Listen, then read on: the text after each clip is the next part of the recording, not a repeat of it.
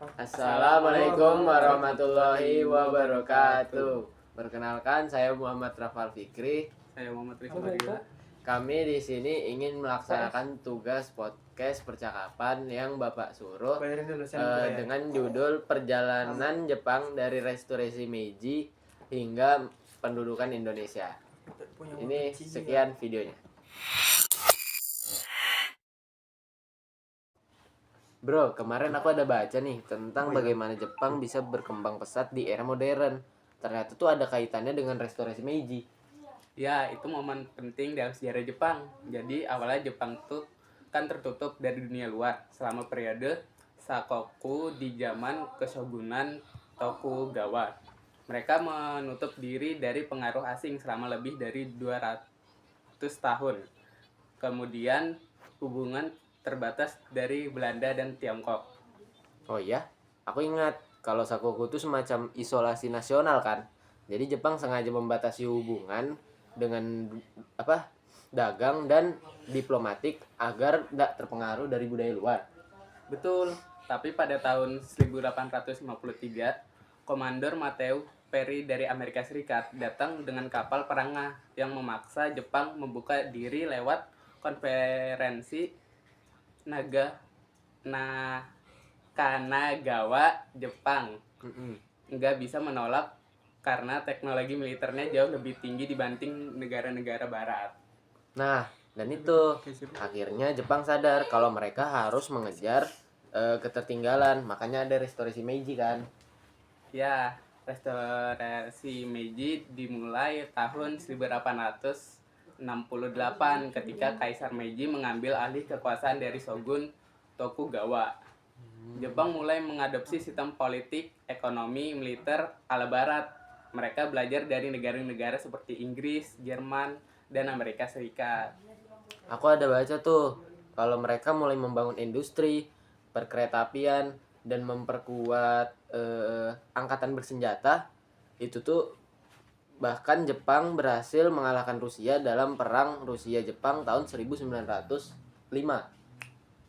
Iya, itu pertama kali negara Asia bisa mengalahkan kekuatan Eropa dalam perang modern. Sejak ini Jepang makin ekspansionis. Mereka ingin jadi kekuatan besar di Asia dan mulai mengincar wilayah baru termasuk Korea, Manchuria, dan Asia Tenggara. Nah, gimana ceritanya kalau Jepang akhirnya bisa sampai ke Indonesia? Nah, jadi gini, awalnya Jepang hanya ingin mengamankan sumber daya alam, terutama minyak, karet, dan timah yang ada di Asia Tenggara. Saat Perang Dunia Kedua meletus, Jepang mulai menyerang wilayah-wilayah yang dikuasai sekutu, termasuk Hindia Belanda alias Indonesia. Itu sekitar 1941 sampai 42 ya? Ya, benar. Pada 8 September 1941, Jepang menyerang Pearl Harbor di Hawaii yang membuat Amerika Serikat ikut terlibat dalam perang tersebut.